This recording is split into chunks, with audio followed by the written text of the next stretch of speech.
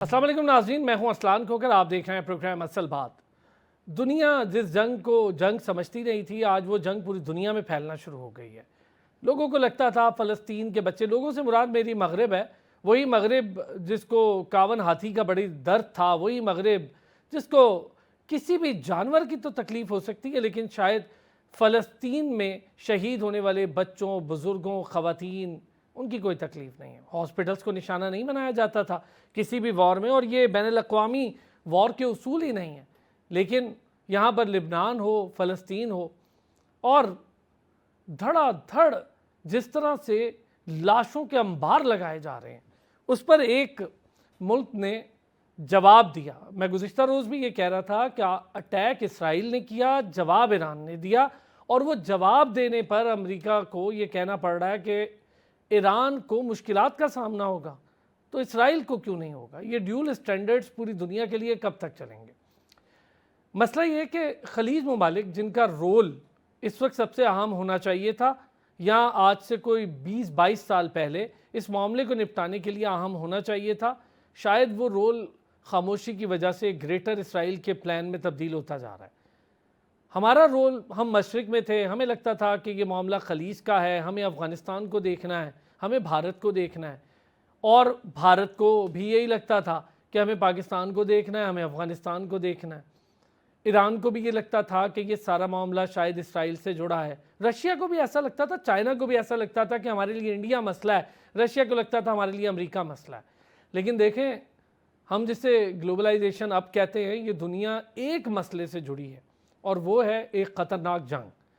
World war 1 ہو، world war 2 ہو، جن لوگوں نے کتابیں پڑھی، جن لوگوں کو اس کی ہسٹری معلوم ہو، یہ دو ملکوں کی جنگ سے چھڑی جنگ پوری دنیا میں پھیلی، اور دیکھیں مغرب کی جنگ پوری دنیا میں پھیلی۔ ورلڈ وار 2 کا نام آپ دے دیں، نہ وہ پاکستان میں ہوئی، نہ پاکستان کو اس کے کوئی اثرات سے مطلب، اس کے باوجود اسے ورلڈ وار 2 کا نام اس لیے دیا جاتا ہے کہ پوری دنیا اس میں انوالو تھی، سمندری سطح پر انوالو تھی، ٹریفک کی، ایئر ٹریفک کی سطح پر انوالو تھی، ہر سطح پر انوالو تھی۔ اسی طرح یوکرین جنگ کو ایک مسلط کردہ جنگ کے طور پر دنیا کو دکھایا گیا کہ یہ بڑی خطرناک جنگ ہوگی، یہ ایک ایسی تصویر ہے جو ہر گھر میں لٹک جائے گی، یعنی پوری دنیا میں یہ جنگ پھیلے گی۔ حالانکہ وہ دو بڑے ممالک کی جنگ تھی، دو بڑے ممالک نے اس کی پروجیکشن ایسی کی کہ بیچ میں پوری دنیا کو پڑھنا پڑے، اور پوری دنیا کو شاید اس سے ڈر محسوس ہو۔ حالانکہ اصل مسئلہ اس وقت اسرائیل ہے پوری دنیا کا۔ جس قسم کی دہشت گردانہ کارروائیاں بھارت یا اسرائیل کی طرف سے آتی ہیں، وہ دنیا بھر میں اس کی مثال نہیں ملتی۔ ابھی آف دا ریکارڈ میری بات ہو رہی تھی سابق سفیر نائلہ چوہان صاحبہ، جس طرح انہوں نے لاشوں کی بے حرمتی کا ذکر کیا، ایک بار دل کانپ جاتا ہے۔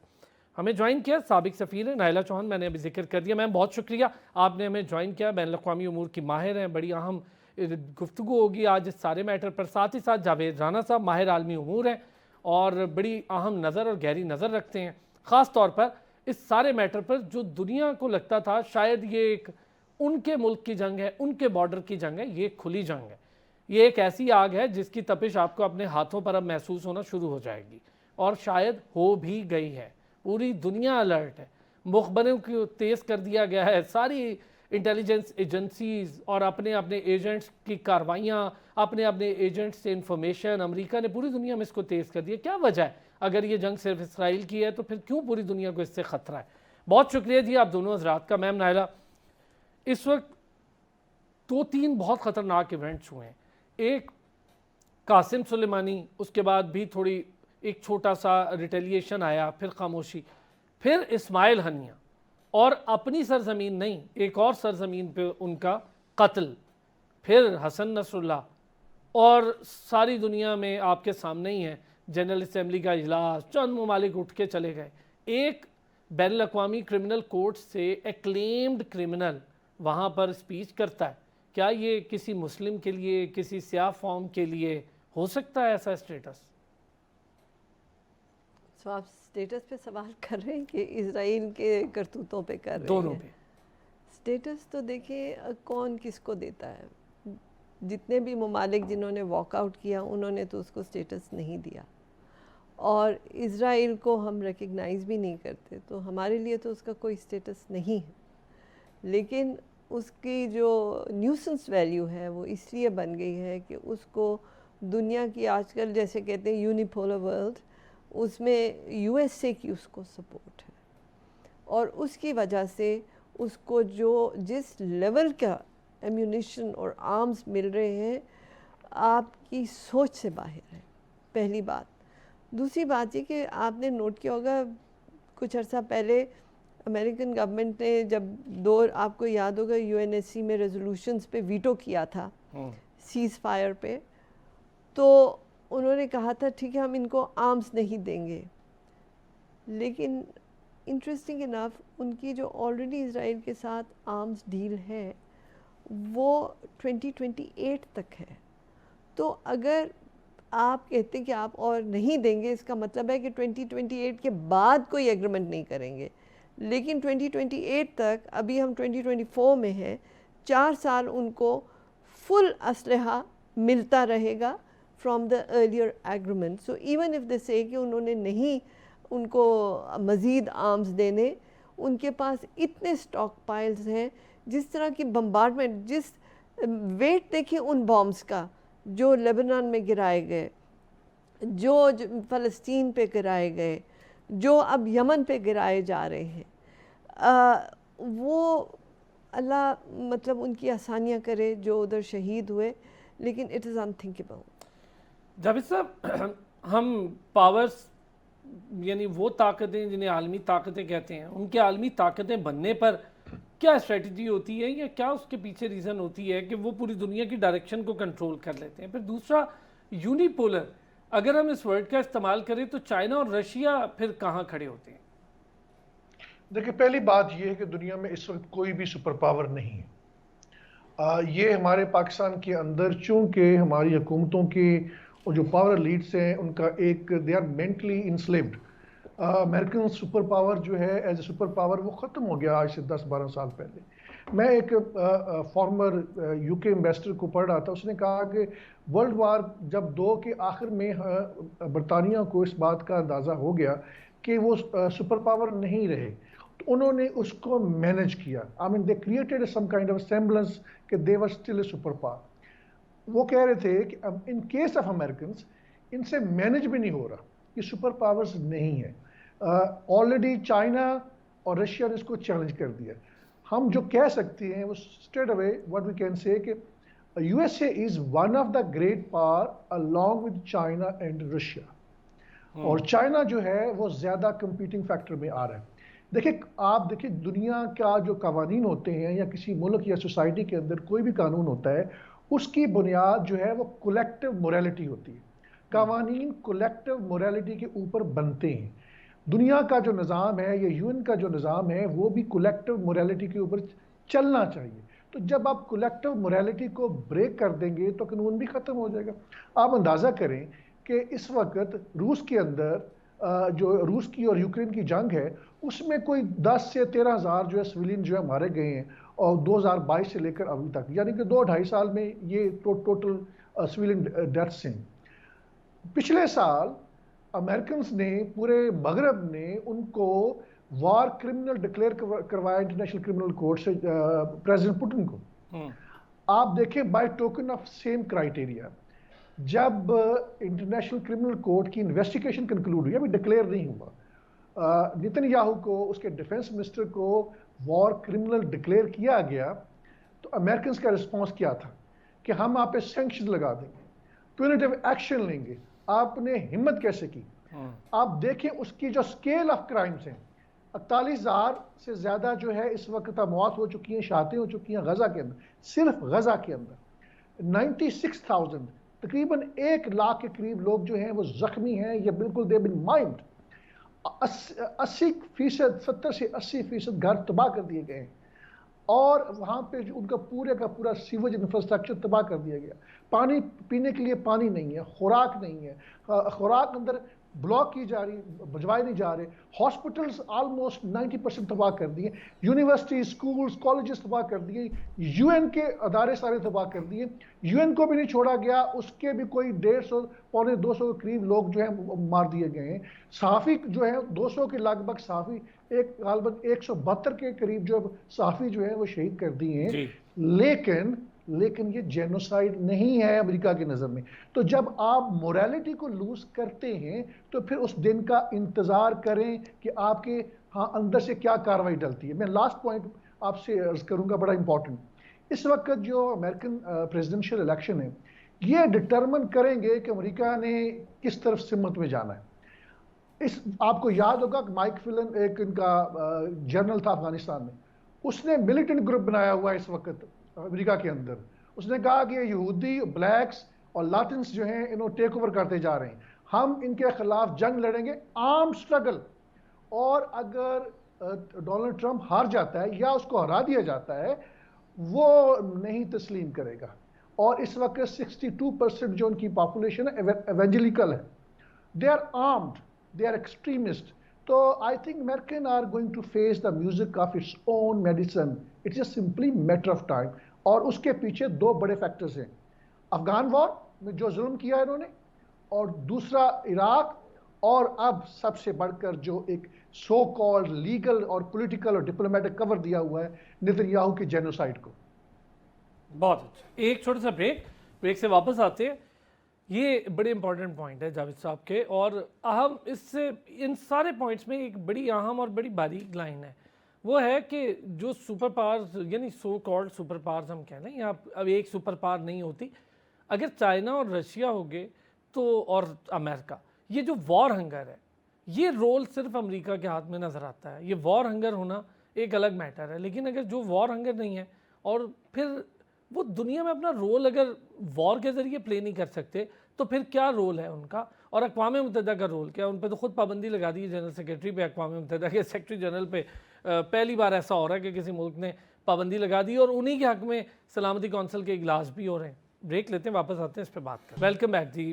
نائلہ صاحبہ, بہت اچھے بہت اہم پوائنٹس جاوید صاحب نے اٹھائے ہیں. پھر یہ جو اس وقت امریکہ کے اپنے اندر اور امریکی الیکشن ہے, آپ نے سمجھتی کہ امریکی الیکشن میں تبدیلی شاید چہرے کی ہو جائے, لیکن وہاں بھی پینٹاگون یا اسٹیبلشمنٹ امریکہ کی وہ ساری چیزیں ڈیل کرتی ہے, پالیسی اس وقت انہی کی چل رہی ہے. بائیڈن بھی شاید جو مرضی کر لے وہ کٹ پتلی کی طرح بیٹھا ہوگا. دیکھیے, as a student of international relations and a practitioner, میں نے جب یونیپولر ورلڈ کا ذکر کیا اس میں دیر is a criteria for that. آپ دیکھیں ورلڈ وار 2 کے بعد ایک نیا ورلڈ آرڈر بنا تھا, اور اس وقت 2 مین سپر پاورز تھیں ڈیفائنڈ, ایک تھا سوویت یونین اور ایک تھا United States of America. China جو تھا اس وقت UN کا ممبر بھی نہیں بنا تھا, 49 میں بنے ہیں وہ ممبر. سو جو دنیا کا جو ورلڈ آرڈر جس پہ آپ رہ رہے ہیں اس کی بنیادیں ان 2 ممالک کی رائیولری میں بنی. آپ کا دنیا کا فائنینشیل سسٹم جو ہے وہ بریٹن ووڈ سسٹم پہ بنا, اس کے بعد آپ کا ورلڈ بینک بنا, آپ کا IMF بنا, جو کہ ساری دنیا کے اقتصادیات پہ کنٹرول کرتے ہیں, اور ان کا major donor United States of امریکہ ہے. کانسیکوینٹلی وہ آپ کی اقتصاد بھی اور آپ کی سیاست بھی اس کو مینیج کرتے ہیں ٹو دیئر لائکنگ, اور دنیا کا کوئی ملک یہ نہیں کرتا. چائنا کی اگر آپ بات کر رہے ہیں تو ڈینگ زیاؤ پن کے زمانے میں انہوں نے یہ فیصلہ کیا تھا کہ وہ اپنے آپ کو سپر پاور ڈکلیئر نہیں کریں گے, ٹھیک, اور جنگوں سے دور اور جنگوں سے دور رہیں گے, اور اپنے ہاؤس کو آرڈر میں لائیں گے, اور اپنے ملک میں ترقی کریں گے, اکانومی پاور بنیں گے, اکنامک پاور بنیں گے. اکنامک پاور میں پریزیڈنٹ شی کا بہت رول ہے. پریزیڈنٹ شی نے چائنا کو کھولا, لیکن ابھی بھی وہ ساؤتھ کے لیڈر ہیں. They do not claim to be a world power as such, although they are, but they don't claim it, not in the UN, not anywhere. وہ آواز ہے ساؤتھ, گلوبل ساؤتھ کے, جبکہ USA آواز ہے global north کا. جہاں تک سوویت یونین کی بات ہے, 1992 میں جب وہ برلن وال گری, سوویت یونین بکھر گیا, اس کے بعد رشیا کا آغاز ہوا. رشیا نے بہت تکلیفیں اٹھائیں. پریزیڈنٹ پیوٹن نے کہا کہ جو ان کو ذلت دی گئی سوویت یونین کے توڑنے میں, وہ اس کو بحال کریں گے, عزت لائیں گے, رشیا کو ایک نئی پاور بنائیں گے. لیکن ابھی تک ان کی بھی اکانومی اتنی اسٹرانگ نہیں ہے کہ وہ اپنے آپ کو سپر پاور کلیم کر سکیں. یہ ابھی کلیم صرف یونائٹڈ اسٹیٹس آف امریکہ کے پاس ہے. اور آپ یونائٹڈ نیشنز بھی دیکھ لیں, یونائٹڈ نیشنز کا آغاز 1945 میں سین فرانسسکو میں ہوا تھا, جو کہ ان بڑی پاورز نے مل کے بنایا تھا. یو کے کی بات ہو رہی تھی, یو کے کی ڈی کالونائزیشن پروسیس شروع ہوا آفٹر دا ورلڈ وار 2, اور جس میں ہماری بھی آزادی ہوئی اور بہت سے ممالک کی آزادی ہوئی. اور پھر انہوں نے کامن ویلتھ کا ایک امبریلا بنا لیا جس میں فارمر کالونیز کو انہوں نے ایز ممبرز بنا دیا تھا نا, چاہے وہ آپ کامن ویلتھ کے ذریعے کر لیں یا پھر یونائٹڈ نیشنز کے ذریعے. نہیں, یو این کی اور بات ہے, کامن ویلتھ کی اور بات ہے, but what I am trying to say is کہ there is a new world order, we must be cognizant of that. اب اس میں دیکھیں 1917 بیلفور ڈیکلریشن ہوا تھا.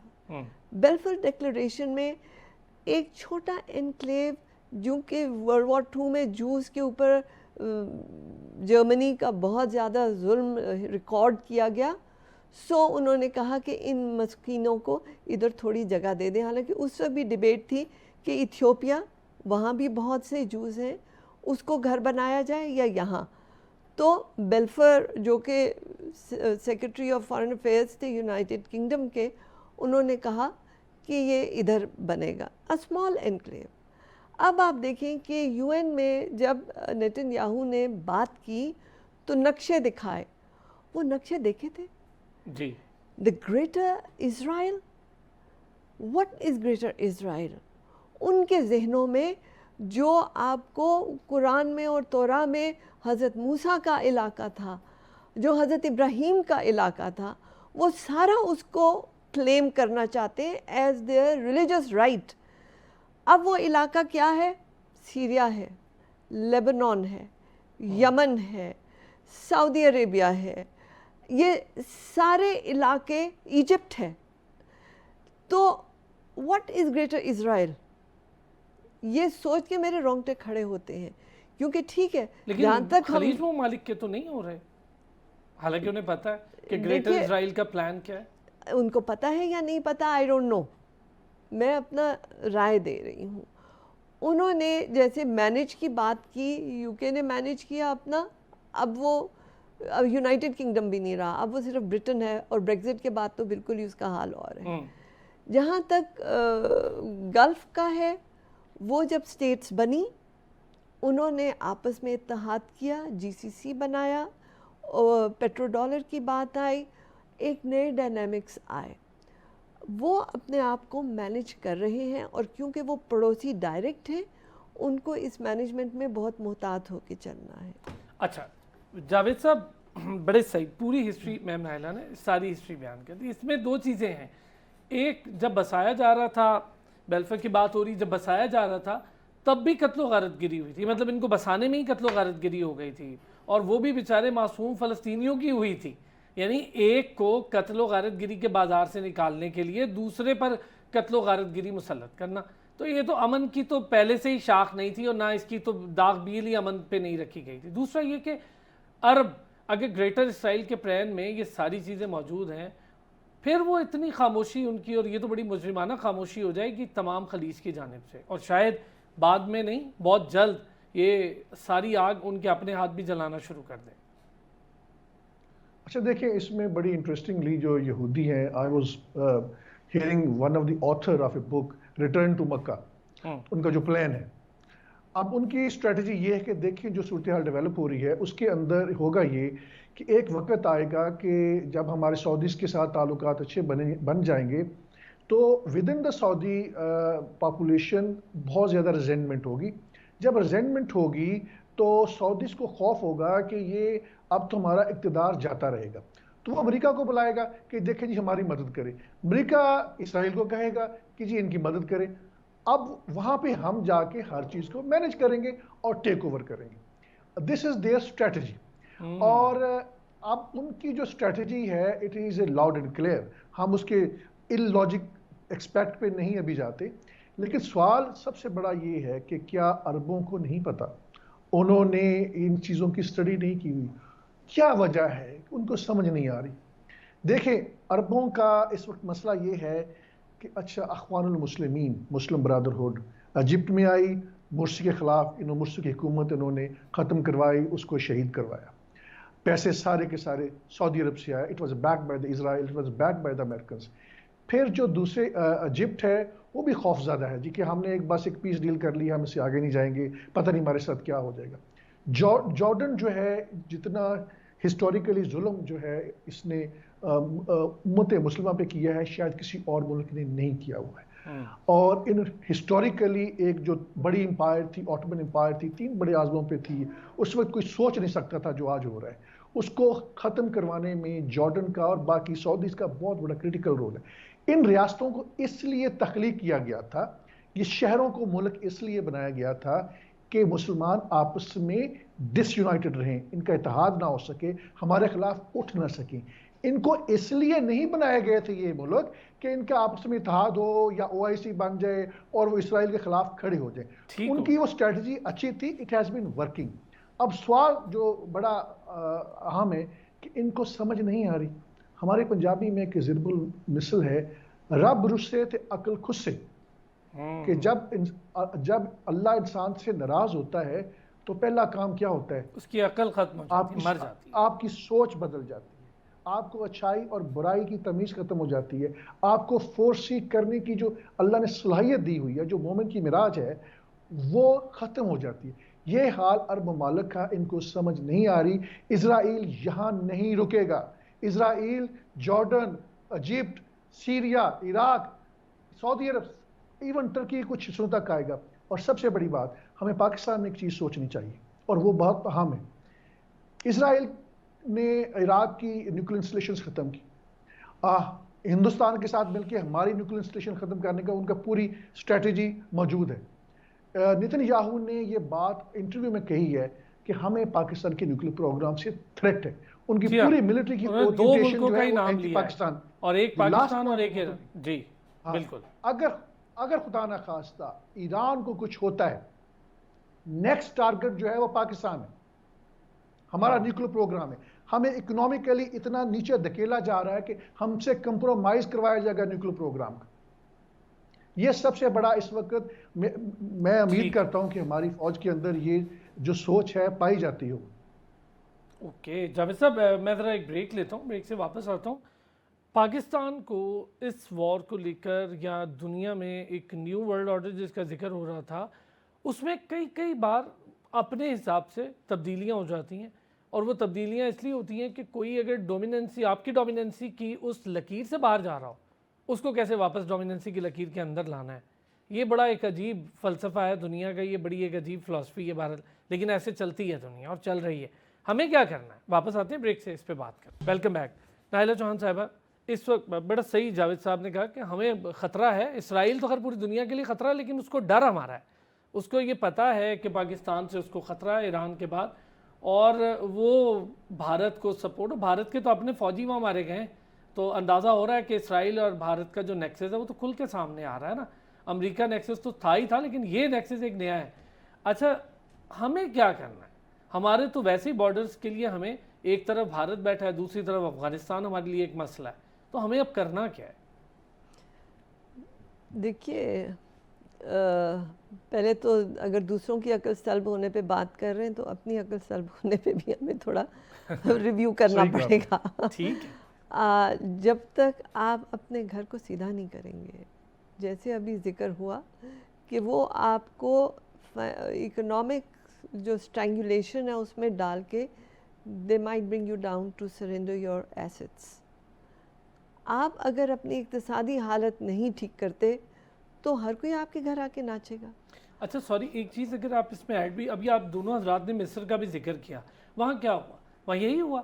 اس میں مبارک لوگوں کو یہ اکانومی کا ہی ڈراوا دیتا رہا، IMF کے حوالے کرتا رہا، اور پھر آپ کے سامنے جب مرسی آیا تو ان سے برداشت نہیں ہوا کہ اب تو معاملات کچھ بہتر ہو جائیں گے. اب بتائیے کہ ہمیں اب یہ اکنامکلی کیا کرنا ہوگا؟ اگر ہم چلیں، ہمیں سمجھ آ رہا ہے کہ ہم اس میں پھنس رہے ہیں، لیکن ہمیں کیا ایسا کرنا ہوگا؟ دیکھیں، آپ کو کوئی راکٹ سائنس نہیں چاہیے ہے. آپ اتنی پرانی بات نہیں ہے، جب آپ ایشین ٹائیگر تھے جب آپ دنیا کے ٹریل بلیزر تھے، محبوب الحق کے پلانز کو کون کون سی دنیا کے ممالک نے فالو کیا؟ ابھی آپ کے ملیشین پرائم منسٹر یہاں پہ آئے ہوئے ہیں، انور ابراہیم. ملیشیا کی کانسٹیٹیوشن پاکستانی جج نے بنائی. ملیشیا کے جتنے قوانین ہیں وہ پاکستانیوں سے لیے ہوئے ہیں. فرق صرف یہ ہے، اور وہ ملیشین ہمیں منہ پہ کہتے بھی ہیں کہ جی ہم نے سب کچھ آپ سے لیا، فرق یہ ہے کہ ہم نے اس پہ عمل کیا، آپ نے عمل نہیں کیا. ہم جو بھی بناتے ہیں فائلوں میں ڈالتے ہیں اور اللہ کے حوالے کر دیتے ہیں، مڑ کے نہیں دیکھا جاتا. پھر کروڑوں پہ جو ہے پی سی پلانز بنتے ہیں اور پھر ایک نئی آغاز، ری انوینٹنگ دا ویل، اور اسی چکر میں ہم ادھر ہی کلا بازیاں کھاتے رہتے ہیں، آگے نہیں بڑھتے. جبکہ جنہوں نے ہمارے پلانز پڑھے انہوں نے عمل کیا اور وہ آگے نکل گئے. ہمیں کیا کرنا ہے؟ سب سے پہلے قائد اعظم نے 3 باتیں کہی تھی، and I thought he said those 3 things because he new کہ ہم میں یہ چیزیں نہیں ہیں. پہلی بات یونٹی، آپ دیکھ لیں کیا ہو رہا ہے. فیتھ، آپ دیکھ لیں کیا ہو رہا ہے. Discipline totally absent. اگر ہم یہ تینوں چیزیں اپنے اندر لے آئیں، اینڈ اٹس ناٹ ڈیفیکلٹ، تو کوئی دنیا کی طاقت ہم سے ٹکر نہیں لے سکتی. بات آپ کی ٹھیک ہے.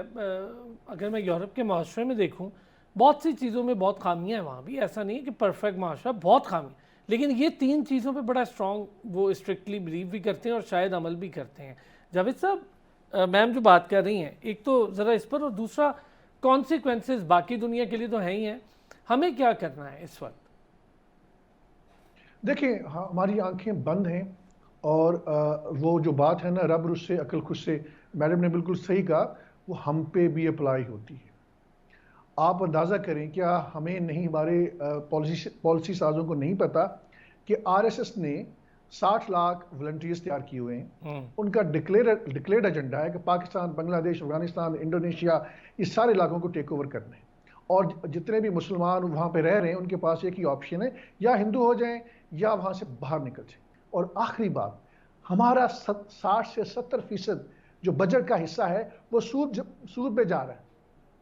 تو گزشتہ 30 سال سے ہائی کورٹ، سپریم کورٹ، شریعت کورٹ کی ججمنٹس آ رہی ہیں، سب کو مینیپولیٹ کیا جا رہا ہے. نہیں، سود ختم نہیں کیا جا رہا، آئین کے اندر لکھا ہوا ہے.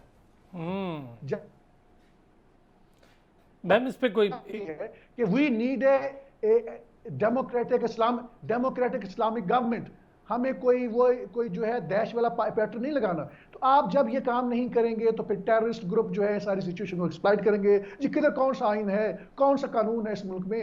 تو ہم دیکھیں، لوگوں کے اندر یہ سوچ نہیں آنی چاہیے کہ پاکستان میں لا قانونیت ہے. ہاں، یہ باہر سوچ نہیں آنی چاہیے. لوگوں کو پتہ ہونی چاہیے کہ پاکستان میں قانون پریویل کرتا ہے، قانون کا بول بالا. میم کوئی کامنٹ اس پہ شارٹ سا آپ کا چاہیے ہوگا. دیکھیے میں کیا کہوں basically that is true, we have to respect our laws. ہمیں اپنے قانون کا احترام کرنا چاہیے. جیسے میں نے عرض کی، Pakistan is one of the most legislated countries in the world. ہر چیز پہ آپ کا قانون ہے، لیکن عمل ہمیں کرنا توہین لگتی ہے. آپ دیکھیں سڑک پہ جا رہے ہیں، آپ ہی جا رہے ہیں، گرین لائٹ آ رہی ہے، ریڈ آ رہی ہے، آپ جمپ کریں گے لائٹ کو، چاہے آگے 2 بندے مر جائیں، یو وونٹ کیئر. آپ نے وہ چھلانگ مارنی کہ قانون کی آپ نے عزت نہیں کرنی. اچھا ایک چیز میم اور جاوید صاحب، بڑی اہم بات یہ ہے کہ بچپن سے ہمیں کہانی پتہ ہے نا کہ آپ اپنے 4 دیواری بنائیں، اس میں 10 لوگ رہیں اور 10 لوگ آپس میں لڑنا شروع کر دیں، کوشش کریں باہر سے کوئی نہ آئے. باہر سے آ کے لوگ جمع ہو کر تماشا دیکھنا شروع کرتے ہیں. ایک کہتا ہے کہ چلو ہم بیچ میں کودتے ہیں اور ان کو مار کر یہ گھر لیتے ہیں، تو دوسرا کہتا ہے نہیں، یہ آپس میں لڑکے جب کم ہو جائیں گے تو 1-2 رہ جائیں گے، ان کو مارنا آسان ہو جائے گا. یہ اس سوچ سے اگر تو ہم ترقی کرنا شروع کرنا چاہتے ہیں تو ہمیں یہ سوچ لینی ہوگی کہ لوگ تماشا دیکھنے کے لیے کھڑے ہیں. ہمیں اپنے سیاسی اکنامک سسٹمز میں، خاص طور پہ انصاف کا سسٹم، اس پر بہت زیادہ سختی کرنی ہوگی. کیونکہ مجھے یاد ہے کہ ونسٹن چرچل نے کہا جب چل رہی ہیں عدالتیں تو پھر کسی کو ڈرنے کی ضرورت نہیں ہے. انصاف مل رہا ہے لوگوں کو تو کچھ نہیں ہوگا کسی بھی ملک کو. بہت شکریہ جاوید رانا صاحب، اور نائلہ چوہان صاحبہ ہمارے ساتھ موجود تھی. بہت شکریہ. پھر ہوتی ہے آپ سے اگلے ہفتے ملاقات. اپنا خیال رکھیں.